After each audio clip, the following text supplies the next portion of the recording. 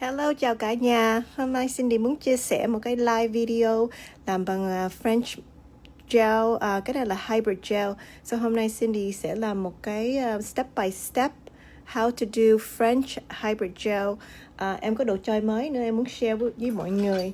Cái này chắc không phải là mới nhất nhưng mà it's new to me. Hôm nay Cindy xài cái French cutter này lần đầu tiên. So it's going to be the first time I use this on my model today. It's a new French cutter with a deep French line.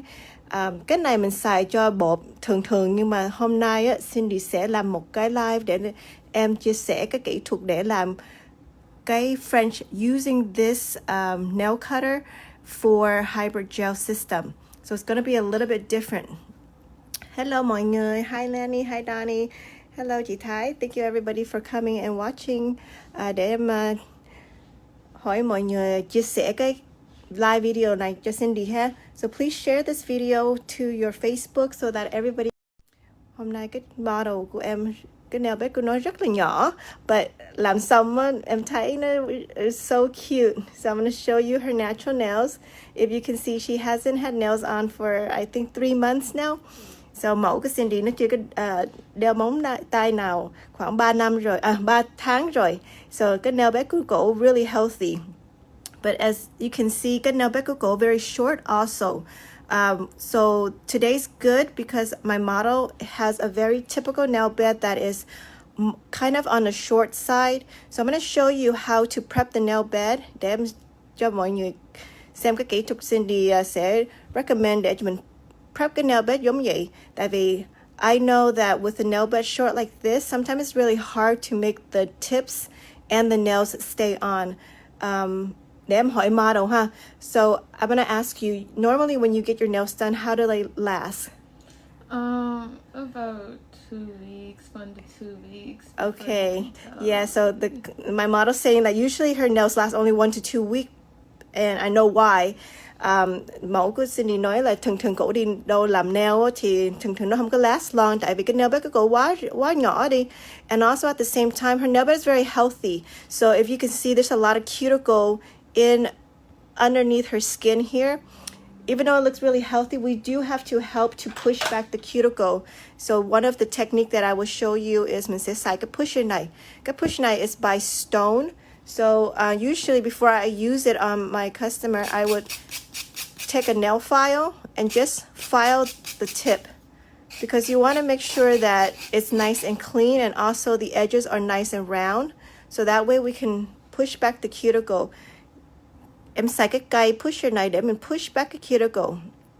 If you can see, there's a lot of extra layer of cuticle skin on her nail bed, which is perfectly normal. Cái này là bình thường thôi ha mọi người. Thường cái móng tay thịa của mình nó mọc da đó, nó có nhiều cái layer.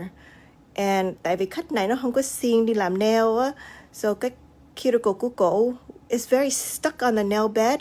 So if you guys can see, just by using the stone pusher and pushing back a little bit of the layer, I can see underneath of the cuticle too. Mọi người có thấy không?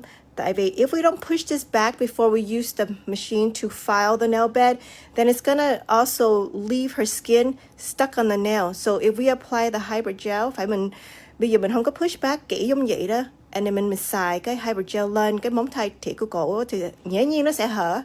So of course it's going to lift when there's a lot of this extra skin stuck on the nail bed. So I left one nail just to show you what I normally do. So I'm going to take my pusher, push back both corner. Make sure we get that. Push back away. Okay, so then I'm going to remove the cuticle dust. And now I can take my machine. Okay, bây giờ Cindy sẽ xài một cái medium ha. It's nice and clean and the cuticles push back, and then I don't have to put the machine on her cuticle so that won't hurt either. Okay, bây giờ em sẽ bỏ một cái tip ha. Tip hôm nay Cindy xài đó là cái stiletto long tip. I like using this tip even though I'm using medium length because the tip allows me to give her a nice straight nail. So cái tip này nó cho Cindy nó có cái shape rồi. So I like it because it's nice and straight, and so that's what we're doing today. So I'm gonna pick a nail bed that's a little bit wider than her nail. Thấy không? Cái tip này nó hơi bự hơn chút xíu thôi, phải em lấy một cái tip nhưng mà nó y hệt hay nó nhỏ hơn cái nail bed của cổ á, thì nhẹ nhiên cái nail tip này nó sẽ bị hở. So how I fix it to be more perfect is em lấy cái kéo, em cắt hai bên cong ở trên này. I just cut off the top of it. And sometimes I cut off the side because cái tip này nó hơi cong chút xíu on the side. So I'm just going to take a little bit off of both sides. Make it a custom nail. So that way when I put it on, it's perfect. See, nó không có bị hở. And tại vì cái nail tip, cái natural nail bed của cổ nó hơi nhỏ, em sẽ bỏ cái tip hơi cao chút xíu. So I'm going to put the nail tip not just at the very tip like this. I'm going to go up a little bit and put more of the plastic tip on her nail. That will make it a little bit stronger too. Em bỏ keo, em bỏ chấm ở trên giữa. And then I push down. Trời ơi, cái nail của Cindy rất là ugly. See, I need to push back my cuticles too. Nasty. You can see it really good on camera. Okay, so bây giờ mình để cho cái keo nó bị khô. And then after we're gonna cut the tip. Yeah, so Cindy xài cái kéo để cut. So em sẽ cut xuống cái tip bằng nhau mấy cái kia. Okay, just so we match it. A lot of time cut của mình á, cái middle finger của họ đó rất là cong. See, nhỏ này có cái finger nó cong nè. So I have to put this tip going that way. So that's why a lot of times if you look in the picture, you know, you want to make sure the nails are all straight. So also you want to put the nail straight before you start. Okay, so the next step is Cindy sẽ lấy cái same bit, cái medium để cho mình dũa hết cái độ shine. So we're gonna take the sanding band now, and I don't have to do the cuticle anymore. Tại hồi nãy Cindy dũa cuticle xong rồi. So bây giờ em sẽ focus trên cái tip trước, around where I glue it, and then the rest of it. Just make sure you remove all the shine. So mình sẽ dũa ra cái đầu bóng.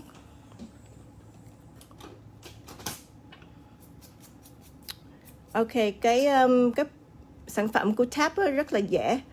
Hôm nay em sẽ xài cái màu 12, cái này kêu là Blushing Bride, and cái số 2 là from the French collection. So this is our French white.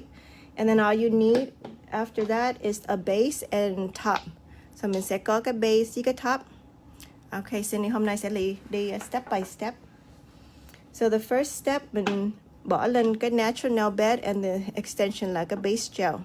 So the first step is going to the base gel, and the base gel has the primer and the bonder built in, okay? So cái này mình sẽ bỏ một lớp mỏng thôi. So you want to concentrate the cuticle area. Make sure you don't touch the skin. And make sure you cover everything. So from the cuticle to the free edge. So mình sẽ bỏ một lớp mỏng.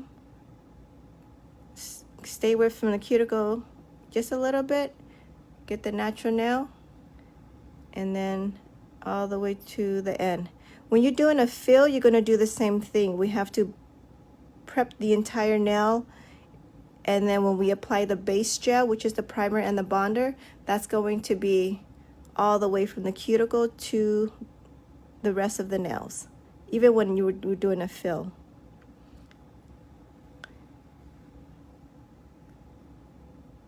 Hello mọi người. Today is Thursday, huh? It's almost Friday. Can't wait till the weekend. Okay, so Cindy sẽ bỏ một lớp base gel, and then we're going to put this in the dryer. Cái dryer mình xài LED ha, UV cũng được nữa.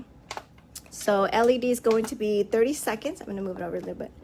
30 phút. Cái base gel mình sẽ hơi đèn 30 phút ha. Thường cái hybrid gel thì mình sẽ hơi đèn 1 phút. But today we're using the white. Màu trắng em sẽ nói cho mọi người nghe là màu trắng nó hơi khó để mình cure trong cái đèn, especially if we're doing like a thick white French or something like that, or long French. Em sẽ recommend là mình cure cái màu trắng 2 phút. So you want to cure this for at least 120 seconds. So if you have a dryer that is 60 seconds, you're going to hit that 2 times. So this white, I recommend 2 minutes. And just the other color, all of our hybrid gel color, you can cure for only 1 minute, 60 seconds. Okay, today's gonna be a little bit interesting because we're going to be using cái French cutter.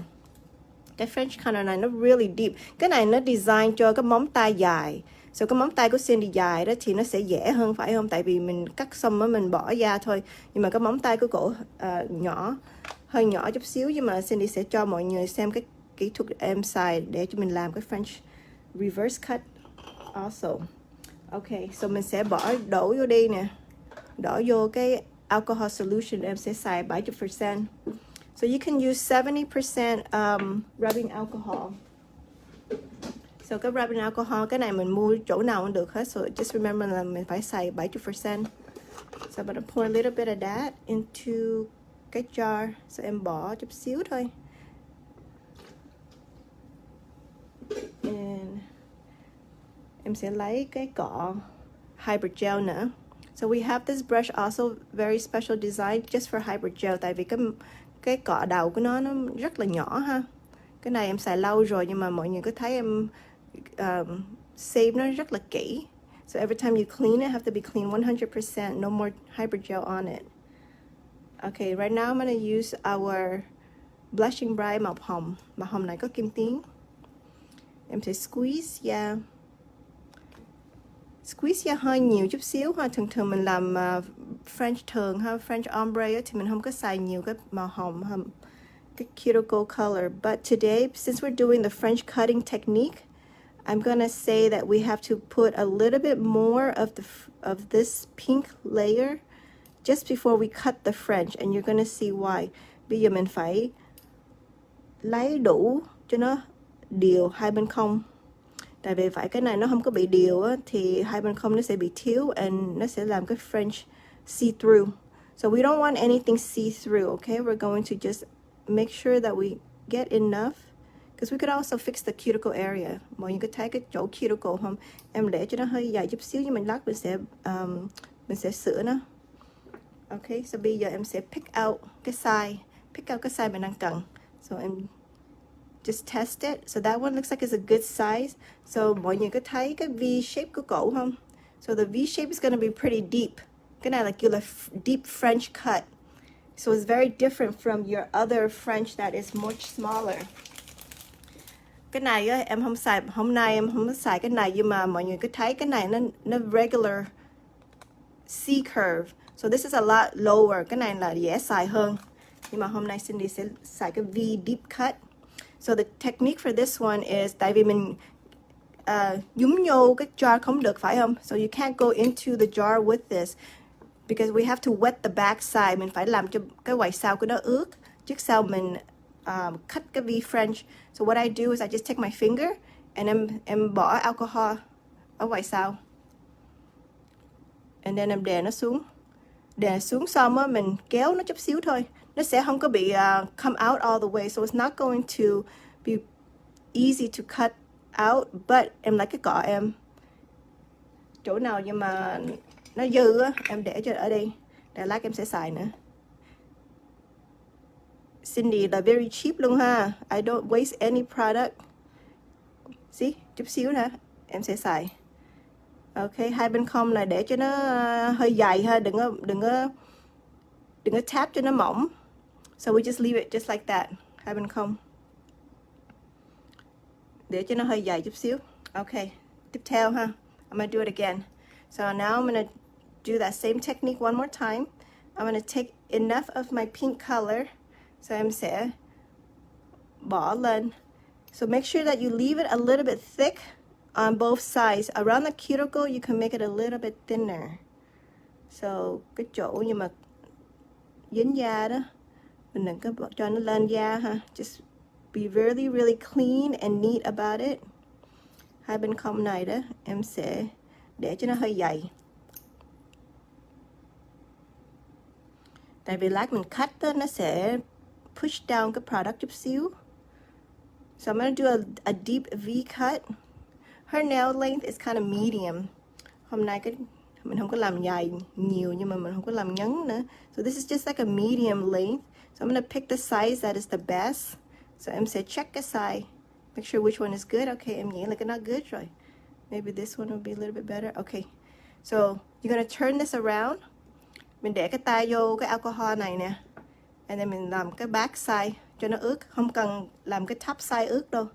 So you just want to wet the back. So that way nó không có bị dính. Nó không có bị dính hybrid gel. So then when you push down, you just push down a little bit. Drag it so that way it can separate from the shape. And then we take our brush and then we save whatever we don't use because we're going to use that later. Okay, so this is called a deep V French.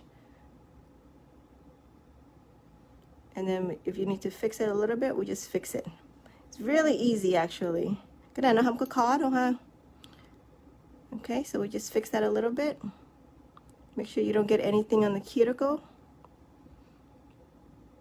Okay, we're gonna do that one more time to the next nail. So cái này mình không cần hơi đành right away. So you could do like 3 or 4 nails if you want to before you put it into the light.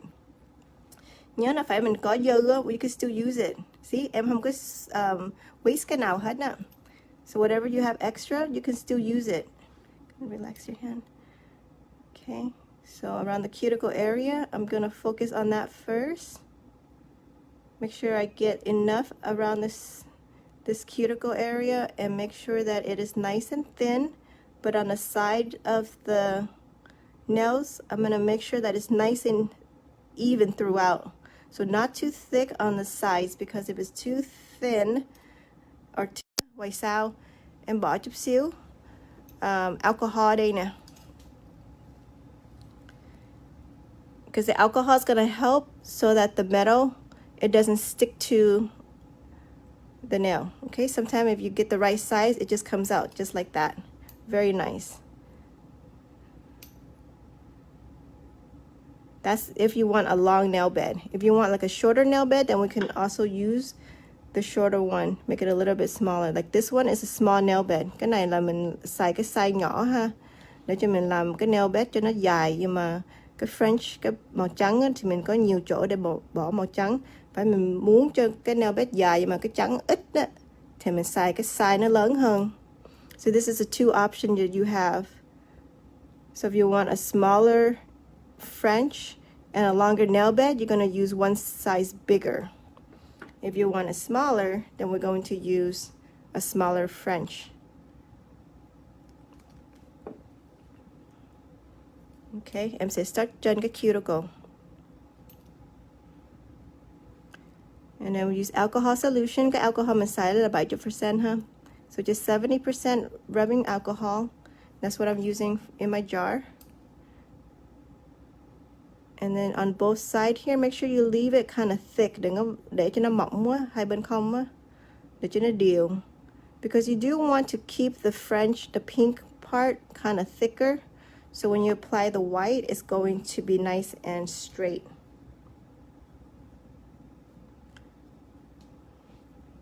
Cái này nó không có waste any product at all. So now I'm going to find the right size. If I want a small French, I'm going to use a small size. If I want it to be bigger, I'm going to use a bigger size. So it's up to you. So bây giờ mình sẽ ướt cái quầy sao ha. So you're going to get the alcohol and then you're going to make the back of the metal wet. And then we're going to just cut and pull away. It's very easy. Rất là dễ. So if you feel like it's a little uneven, không sao, mình sẽ sửa nó. Phải nó chưa có đều. Okay, so bây giờ em sẽ kêu cổ hơi đèn chút xíu thôi. Tại vì I'm going to do the thumb, but I'm going to have her cure this for a little bit first.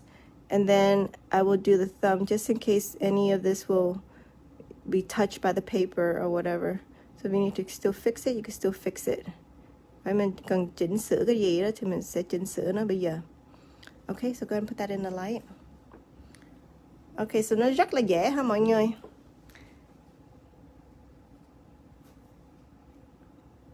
Yes, hello everybody for watching. If you guys have any questions, let me know. Hôm nay mình sẽ làm một cái bộ mới. Cái này kêu là French deep cut with a little bit of foil gel. So later I'm going to show you guys how to do the butterfly design too. Okay, so I'm going to cure that quick cure for only 30 seconds. And then bây giờ em sẽ lấy cho cái big thumb ha. So we're going to get enough product for the bigger thumb. Go ahead. And em sẽ bỏ lên trên cái cuticle. Hi Lily. Okay. I see beautiful nails. Yes, so today's a little different. This is the first time I used the V-cut French, which is a little bit hard to do in the beginning, but after I do a couple finger, em sẽ hiểu là mình xài cái V-cut làm sao. So, Lily, quan trọng nhất là we have to keep on both side này. Cái bột cho nó không có mỏng quá mà đừng có cho nó dư nhiều quá nữa. Yeah. So have to be all the way consistent. Cho nó đều ha, cho nó đều hai bên không. Nên mình kéo xuống ở chính giữa. Cái này làm dễ. I like to use hybrid gel a lot. Yeah, Hybrid Gel nó dễ xài hơn nhiều cái sản phẩm khác. Ok, em sẽ bỏ cái cọ em ở đây. Ok, bây giờ em sẽ lựa cái size nào. Cái size nào nhưng mà em thấy là nó fit cái nail bed của cổ. So cái này là cái deep V cut ha. So em nghĩ là cái nó để cho nó bự chút xíu đi. Ok. Sometimes you have to decide which one work. Hồi nãy cái này mình xài xong rồi. So nhớ là ở ngoài sau đó mình phải clean up. Ok, and then mình lấy cái cọ được nữa, mình không cần lấy cái tay của mình đâu. Lấy cái cọ mình bỏ alcohol. That's even better. And then mình thấy đâu cái V cut đó, cut xong á, để mình kéo nó xuống để cho nó clean. And then lát cái Cindy có một cái trick để cho mình làm cho cái màu trắng nó nổi nữa. Ok, so phải mọi người nghĩ là cái V cut này nó hơi nhỏ quá đó, mình phải muốn cover chỗ này đó. So you can do the whole same technique again, or bây giờ mình lấy cái bột như mà hồi nãy mình để cái này save hay say save, mình để mình tiết kiệm hả? Tiết kiệm. Phải mọi người biết Cindy em tiết kiệm nhiều lắm. You're so cute. Tiết kiệm. Tiết kiệm. So with whatever product that you saved earlier, if you feel like you need to fix the side, that's what we're going to do. We're going to take that so we don't have to go back to the tube and use it again. So cái này là nó không có bị tiết kiệm cái nào hết. So we don't waste any product. So we could fix it. Because sometimes on the big thumb, I know it is harder to cut the V French. Tại vì cái móng của nó bự hơn á. And sometimes mình không có biết cái size là perfect. Cái nào là perfect nhất. So we can still fix it though. So don't worry. Cái này dễ cho mình sửa. Ok. So em sẽ sửa cho nó có một cái V. And then em sửa xong em sẽ bỏ vô đèn. Okay, so after you fix it, it's okay to leave both sides a little thick because lát mình sẽ dũa nó ha. Alright, bây giờ bỏ vô đèn. Hơi cho nó 60 giây. So whatever we waste it is only a little bit, see? Em không có waste nhiều đâu. What else should I say about that one? Okay, so cái technique để cho mình làm cái French màu trắng đó là có hai cái technique. How with là how. How mình không có how. How tí. So cái màu em xài cho cái French tip là màu trắng của cái French collection. Cái này là so high. Em có biết là nhiều phone vô nói là cái màu trắng là nó không có trắng nhất. It's not like super pink. If you want super pink, I'm gonna show you a technique how to do that. Tại vì cái móng tay của cổ mọi người có thấy không? Cái này đó là em không có xài cái trick nào hết. Em lấy cái màu trắng em bỏ lên thôi. Nhưng mà phải mọi người xem cái móng tay này. Có khác biệt không? You see that a little bit different from the pinky, right? Or even this one. So this is a good example. This is before I decided that I'm going to do a different technique to make the white more white. So hai bên không này nó khác biệt phải không? So mọi người chắc thích cái này nhiều hơn. Tại vì this white is like really solid. So I really like this one. I'm going to show you how I did both sides. And then you can pick which one you like better. Okay, after mình cure xong một phút nữa, we're going to take cái đầu dũa, cái dũa của mình. Anything that has a straight line, and we're going to just fix the Frenches a little bit để cho nó more straight and more pronounced. So we're going to take our file and just file the edge of it, just so we can make the French really stand out.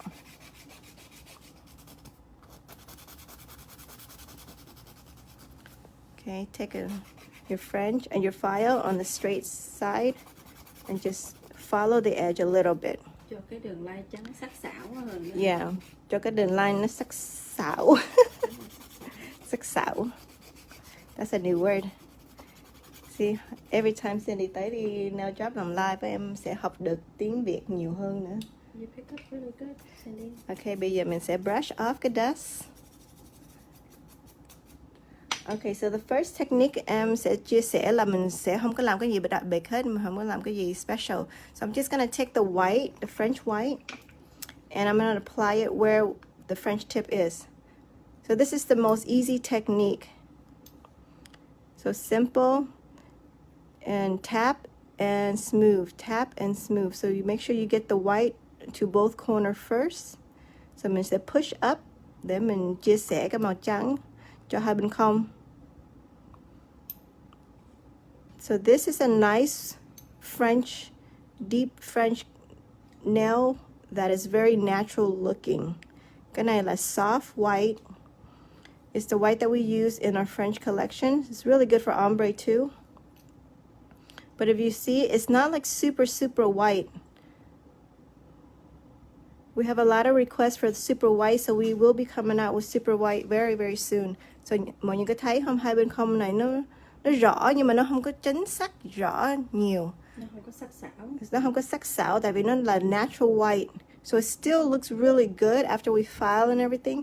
But Cindy bây giờ sẽ chia sẻ cái technique để cho mình làm cái pure white. So what I'm gonna use is cái French, cái gel màu white này. So we're gonna take from our just regular gel polish. This is a pure white. Tại vì cái cỏ nó hơi bự đó, mình sẽ bỏ lên cái art plate này. So I'm gonna take some of my white gel, and if you have liner white, this is okay too. You can use the liner white. Mà hôm nay cái liner white nó bị không có trong cái hộp. And then I'm gonna take my brush. Cái này là cái line art brush, so it's really thin brush. You see, really thin. Tại vì cái cọ trong cái hũ gel thì nó bự quá phải không? So phải mình xài nó, mình để lên cái nail thì nó sẽ bị really messy. So bây giờ em sẽ lấy cái màu trắng, em sẽ follow cái line của cái pink. So I'm gonna follow the edge of the pink area, just a little bit on both sides, just to make sure that the white is super white and that it's gonna come out really pretty, and it's gonna fix the line for you really nice. Cái này là option ha mọi người. If you want to take this extra step to do the French white, you can do this for all the nail and then cure one time and then put the white on there. Just because this deep French cut nó hơi khó tại vì bị crack, tại nó không có đủ cái strength.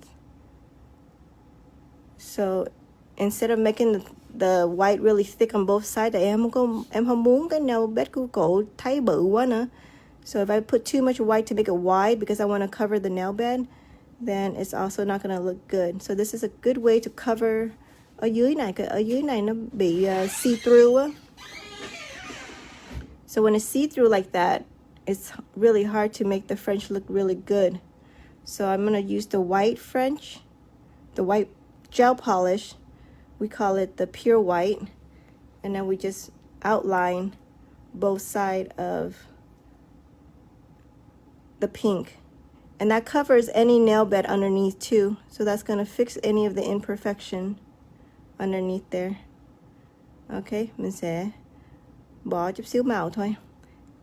And you could do this with different color too. See, sometimes Cindy xài màu khác để mình làm French line nữa. So just whatever you like to use. This is an option.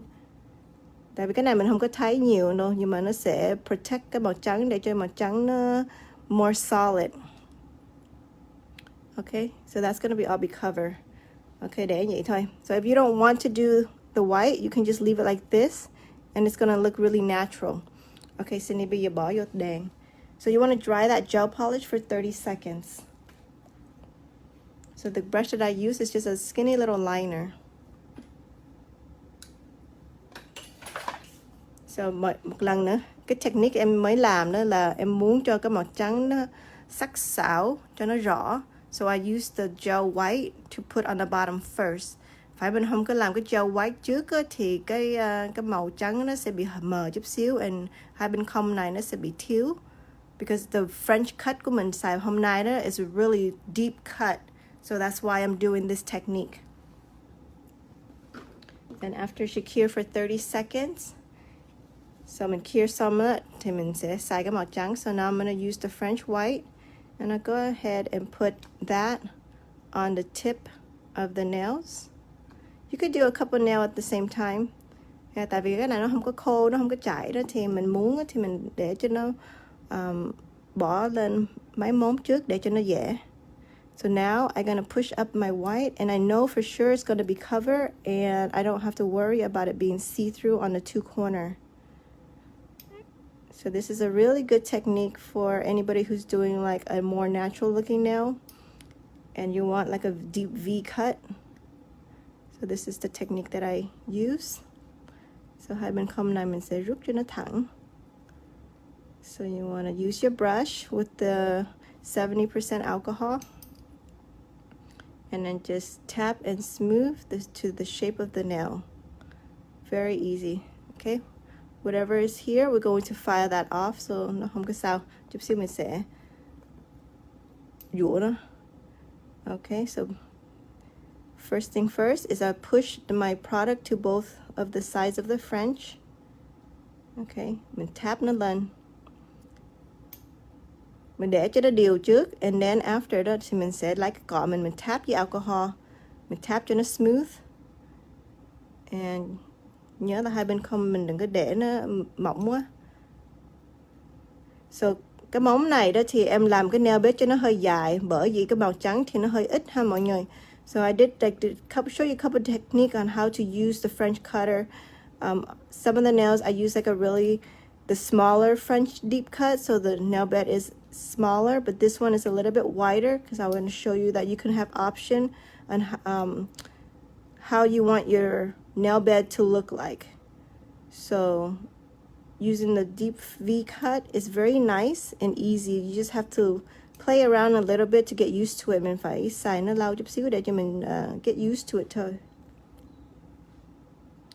Okay. See, cái màu trắng này nó hơi nhỏ hơn cái móng này. Cái móng này thì nó bự. Cái màu pink thì nó nhỏ hơn.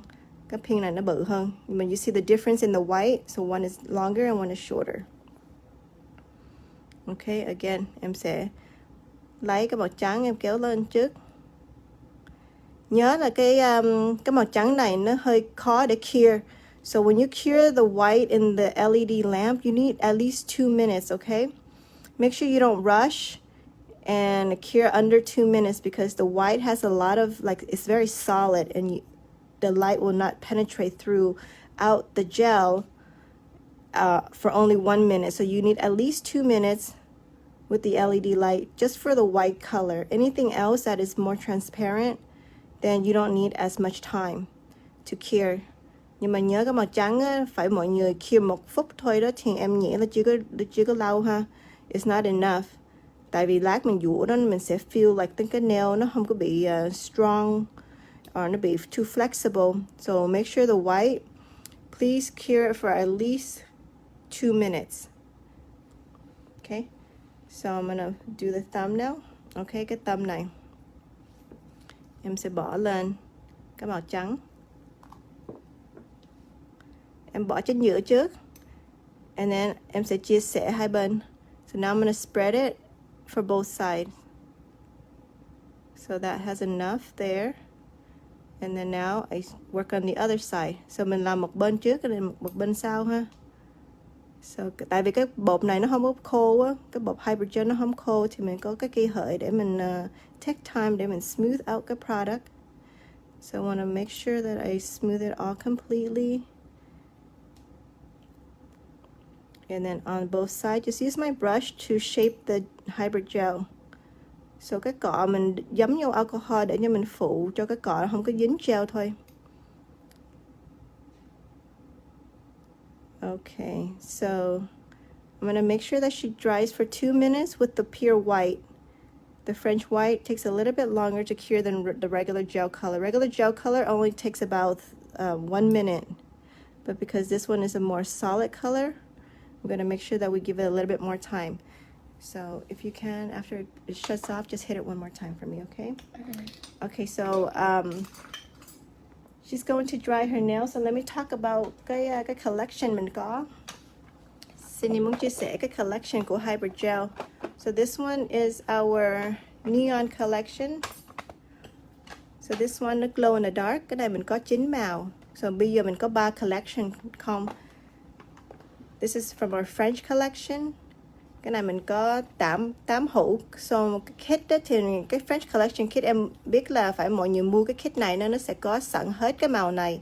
And also cái brush, cái top and cái base and the pusher. So everything that you need to get started. I recommend mọi người mua cái French collection tại vì cái này có everything that you need to get started. The next collection is the Bridal Bliss collection. Hôm nay Cindy đang xài cái màu what color am I using today? Màu 12. So I'm using number 12, which is the Blushing Bride. This is a very nice color. Cái màu này nó rất là màu hồng. So it's really rosy. I love this. But if you want super pink, then you could do this color. You can also mix them too. Em biết là mấy cái màu này mình xài để cho ombre nó rất là đẹp. So this is our Bridal Bliss collection. So anytime you buy the full set of color, you're going to get the color chart. Yeah, for example, cái hũ này là cái collection của cái Bridal Bliss nè. So this is a Bridal Bliss collection. So remember, if you buy the whole collection that has all the colors in it, so this has 12 colors, you're gonna get the color chart with that too. Có gì thì tụi em sẽ share cái link lên cái shop của Nails Job ha. Okay. So after 2 minutes, so lần nào mình cure xong đó, cái nail bed của cổ sẽ có cái độ dính chút xíu. If you guys can see, there's a little bit of that like sticky, shiny look on the natural on the nails right now. So what we're gonna do is we're gonna seal it. We're gonna take our top gel and we're gonna seal the hybrid. Phải mình không có seal bây giờ đó, and then mình đi dũa cái nail, thì cái độ sắc của cái nail bed, cái file nó sẽ bị dính hybrid gel. So the best thing to do is just to use the top gel to seal the hybrid. That way when you file and your bit is not going to get stuck with the hybrid gel. Tại vì cái này nó có cái độ sticky. Kind of like when you polish gel polish and it has that sticky layer and then you have to put the top to make it seal. That's what we're doing right now. So we're sealing the hybrid gel with the top gel. So một lớp mỏng thôi. On both sides, make sure you cover. We're gonna shape this really pretty. And then you can really see like the V French. Okay, go ahead and put that in the dryer one more time. Yes, so cái bóng tay này nó xong rồi. So this is gonna look just like this when we're done with the deep V cut. So nhớ là lần nào mình pick up cái V cut, mình muốn cho nó nhỏ đó thì mình lấy cái đầu nhỏ hơn. So this one is for the small one. If you want it wider, you're gonna pick this and it's gonna give you more on the side. Thấy không? Phải muốn cho cái nail bed màu hồng cho nó bự hơn á, thì mình pick cái size lớn hơn. Because I want it kind of small, so I picked a smaller size for this one right here. So that's why the V looks smaller.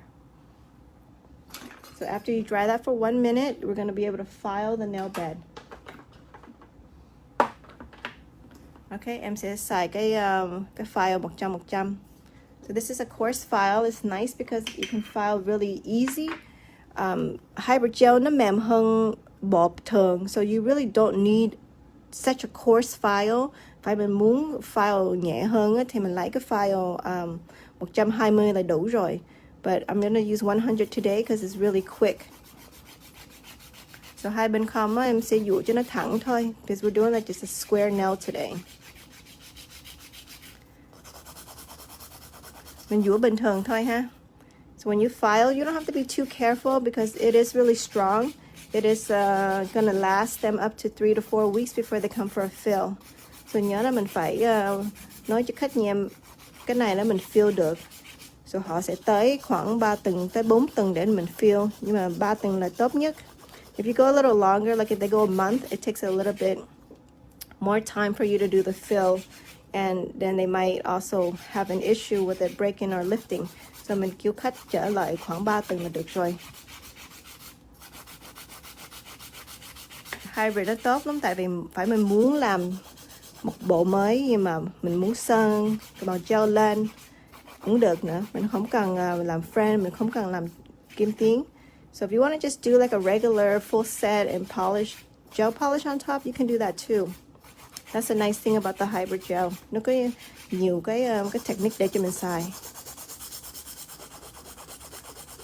Ok, em sẽ dũa cho nó thẳng thôi. Cái này nó hơi dài chút xíu nhưng mà em dũa xuống lẹ lắm. Okay, so mọi người có thấy cái màu trắng nó rõ không?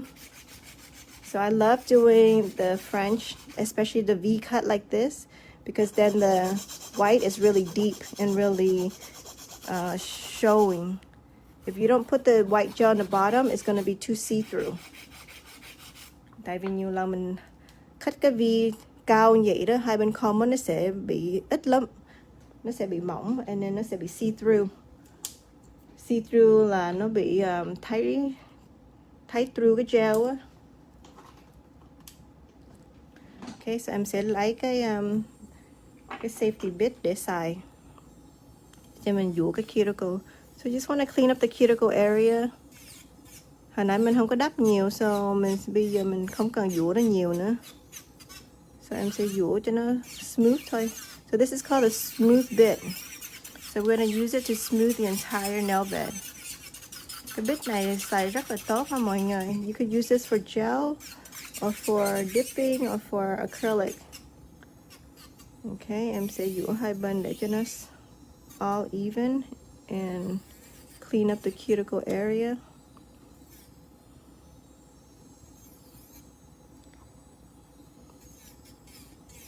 Okay, em sẽ dũa cái cuticle. Phải hồi nãy em không có bỏ cái top gel á, thì bây giờ nó sẽ bị really sticky. So if you didn't seal it with the top gel, then right now when I'm filing with my bit, it's going to make my bit clog up with the hybrid. Nó sẽ làm cái bit cho mình bị dính hybrid gel. So that's why you want to seal the top and make it smooth for you to file.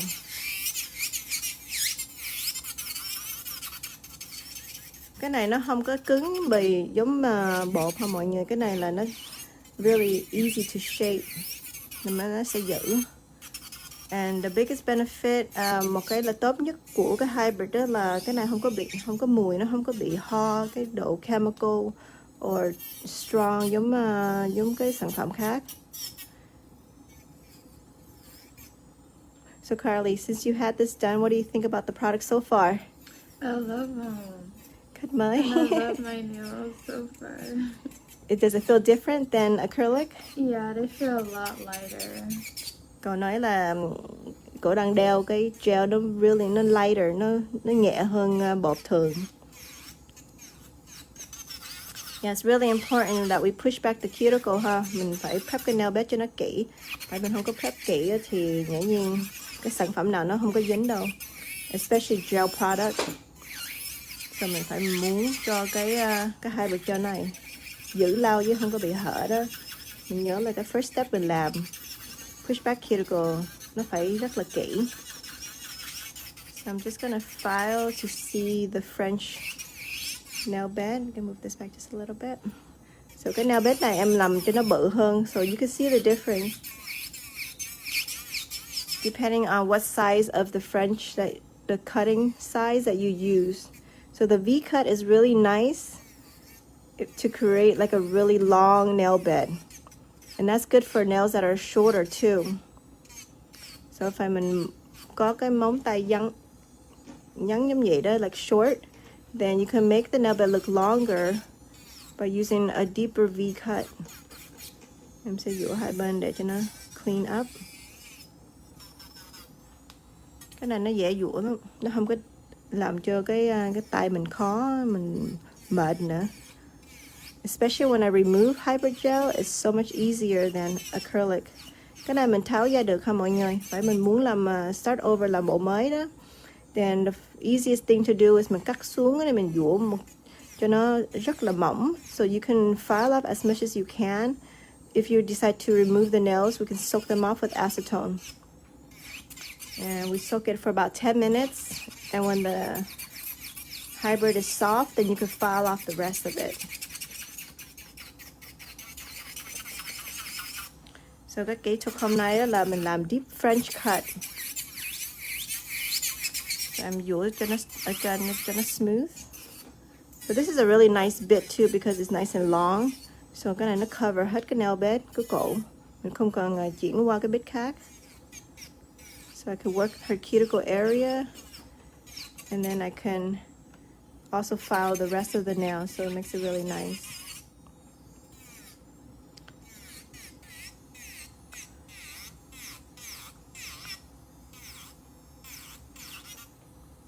Hai bên không này mình sẽ đè nó xuống chút xíu ha, để cho mình thấy rõ cái da.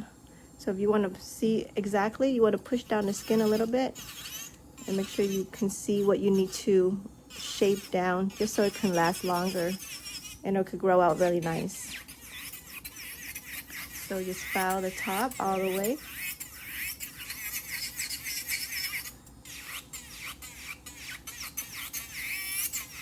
You can see that beautiful V cut once you expose the top of the nail. Yeah, bây giờ mình sẽ dũa cái màu hồng để cho nó even.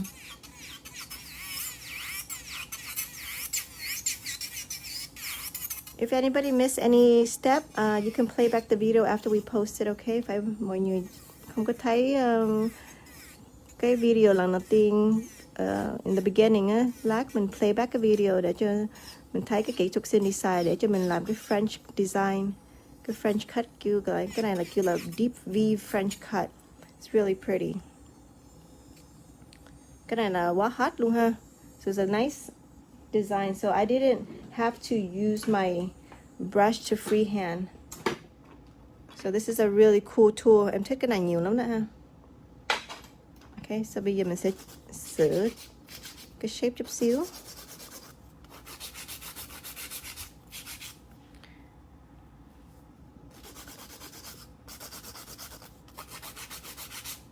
So far mọi người thích cái này thả tim cho em ha.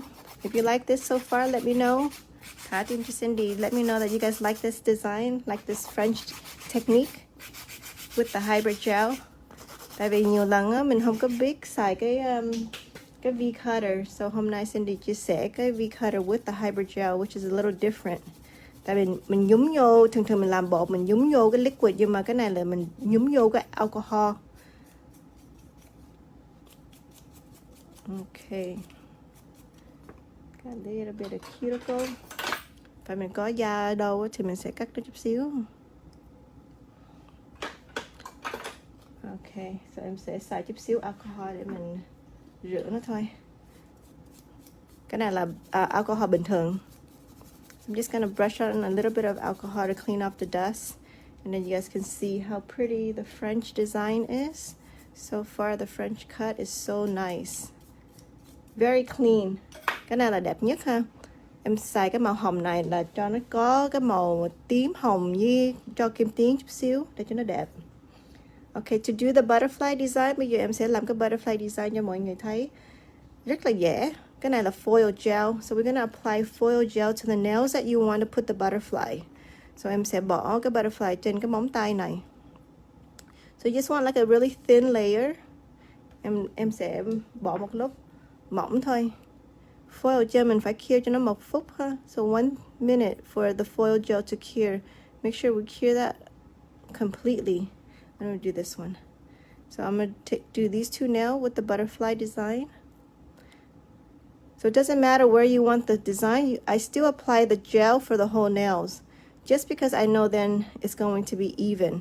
So we're gonna put that in the dryer for 1 minute. Mình sẽ hơ đèn cái foil gel cho nó 1 phút.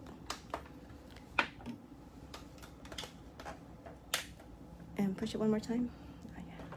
Okay, so she's gonna cure her nail for 1 minute, and we're gonna decide which foil we want to use. So cái này là cái butterfly foil collection. Em biết là bây giờ mình có nhiều cái foil để mình pick out. So I'm gonna use this one right here. This is the blue butterfly that I use on her. So nếu như mình thấy cái này là nó hơi bự quá phải không? So these big ones are not gonna fit on her nail because they're too short. So I'm gonna pick the smaller butterfly and then I'm gonna cut them. So em sẽ cắt da bớt. And then mình lấy cái mẫu nào nhưng mà em thích đó, em sẽ xài. So I'm gonna use those two butterflies right there. And then I'm gonna cut that even a little bit smaller. Em sẽ cắt cho nó có một cái design thôi. So that way nó không có bị dính cái kia. Okay, so this one's really pretty. Okay, so bây giờ em sẽ có một cái để cho mình đủ cho mình xài thôi. Oh, sorry. Okay, so mình hơi đèn xong á, mình sẽ để lên. So this one will fit this hand really nice. So em để ở đây nè. And then em lấy cái tay em sẽ rub on the butterfly. You can also use the silicone tip. This one is from the cuticle pusher. Một bên nó có cái màu trắng là silicone á. Mình lấy nó mình push lên cũng được nữa. So this makes it really nice and easy to smooth out the butterfly, and then we just peel it off, and then you get the full design. Quá đẹp luôn ha. That's so pretty. Makes it very, very easy to do the design that way. So cái này nó hơi bự chút xíu, but let me see. Em lấy cái khác, and this one's a little bit too big. Yeah, cái bong bóng của nó bự quá. Để em lấy cái nhỏ hơn. So I really like this one. This half design here.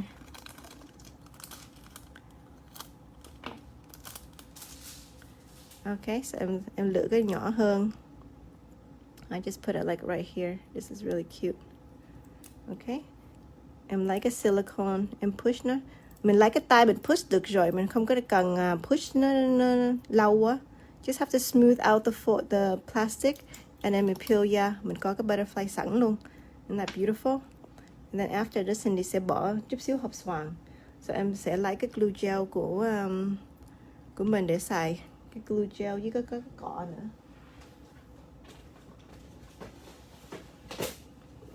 So back a little bit. Em sẽ bỏ cái hộp xoàn ở đây. Hồi nãy Nhân mới xài cái này. So pretty. Look at all the colors. So I'm gonna use a little bit of the glue gel. Em muốn bỏ hộp xoàn ở đâu, em sẽ để chút xíu glue gel lên ở chỗ nó thôi. So this one maybe I'll put a little bit here. Nhớ là mình phải để cho nó hơi đủ ha, đừng có để cho nó mỏng quá. So you do want a little bit of that glue gel on the nail bed, so not too thin. Cái này mình để cho cái cuticle chỗ thôi. Okay, so just around the cuticle area. This one, maybe just right here. Hồi nãy cái foil gel mình chưa có seal ha. I haven't put the top coat on the foil gel yet, which is fine because you can still add design, add the rhinestone before you put top on the foil gel. Okay. And then em sẽ bỏ cái này. But hôm nay mình sẽ xài cái royal blue. This is a beautiful color. So I'm gonna put all the blue where I want it first. So this makes it really easy for us to design and xài cái stone picker. Okay, and then after I'm gonna put the smaller one. So hôm nay mình làm cho nó dễ ha. Mình xài hộp xoàn chút xíu thôi. Mình có thấy cái nail của Cindy em thích xài hộp xoàn nhiều lắm. Thường cái nail design của Cindy đó rất là nhiều, rất là busy. Mà hôm nay á, em sẽ xài cho nó, em sẽ làm một cái design cho nó rất là sáng, rõ and simple. So I'm doing just a simple design today, trying to keep it not too busy, just so everybody can see the different technique that we use for French pink and white. So if you like this design and you want to do it longer, you can do the same thing. If you want it shorter, you can still use this design technique. So em sẽ để một cái line, one line of crystals all the way up to this cuticle area. It's beautiful. It's like the butterfly is kissing the crystals. Okay, and then hai bên này đó em sẽ fill in with the smaller diamond. So it makes it really easy to pick up with this stone picker. And this one I'm going to do just a little bit different here. Em sẽ lựa màu khác. Love that rose gold color.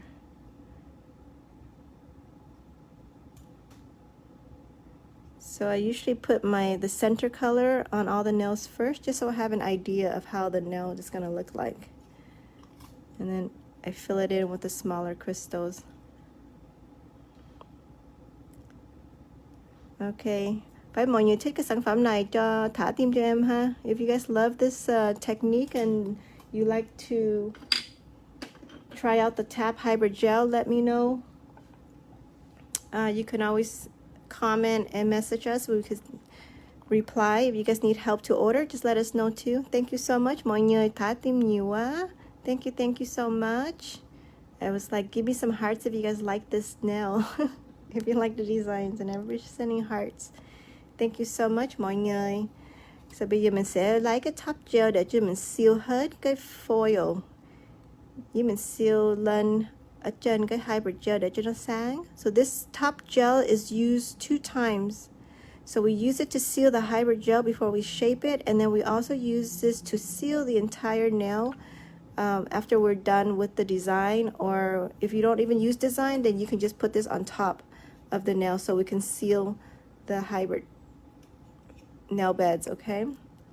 So make sure we don't touch the crystals. Don't apply clear on top. Just, you could touch the base of them, and that helps to smooth out the glue gel too. Thank you so much mọi người. I love this simple nail design. I'm so happy I get to share this with you guys. I'm rất là happy để Cindy share cái kỹ thuật này with everybody. So please come back every Thursday. Cindy try to do a live every Thursday, or at least once a week, để cho em share a lot of technique with you, because I know hybrid gel bây giờ chưa có popular giống bột, nhưng mà em biết là có nhiều người đang xài hybrid gel, and you probably want to know a lot more technique on how to make it easier and faster. So em sẽ share cái Facebook page của em là của nail shop kêu là T.A.P Hybrid Gel Nails. So we have a new Facebook group called T.A.P Hybrid Gel Nails on our page. It's open to the public, so it's a page where I share a lot more technique, a lot more video. So if you guys can join us, please do that. We're going to share the link on the video after we're done. So bây giờ em sẽ kêu mẫu hơi đèn cho nó 60 giây. So we're going to dry the top coat for 60 seconds. And then after that is done, then everything is set and done. Thường cái bộ này á, phải bên trong tiệm á, em sẽ lấy hết khoảng 65 tới 75 đồng. Tại vì mình làm French deep cut, and also we did the crystal, and today I used Swarovski crystal, so it's a very high-end, very beautiful blue crystals. And I did the foil design, so I would charge minimum about $65 to $75 for this full set, because it's not very long, and but it's long enough to where it's not the short version. Okay, I hope you guys love this design. So I will also put just a little bit of cuticle oil on the other hand. So bây giờ bên này xong, em sẽ để chút xíu cuticle oil to protect, because all we used was alcohol. So alcohol sometimes is drying to the nail bed too. So remember, you do want to put a little bit of cuticle oil that you can add moisture to the nails. So pretty. So this is the full set that I did today. I hope you guys like it. Mọi người thích không? Em rất là happy em được share, chia sẻ cái design với cái kỹ thuật này. So mọi người, if you couldn't follow us for next week, em sẽ làm thêm một cái video of something different. And thank you so much for coming on this live with us. I will see you guys next time. Thank you again. Bye now. Say bye. Bye.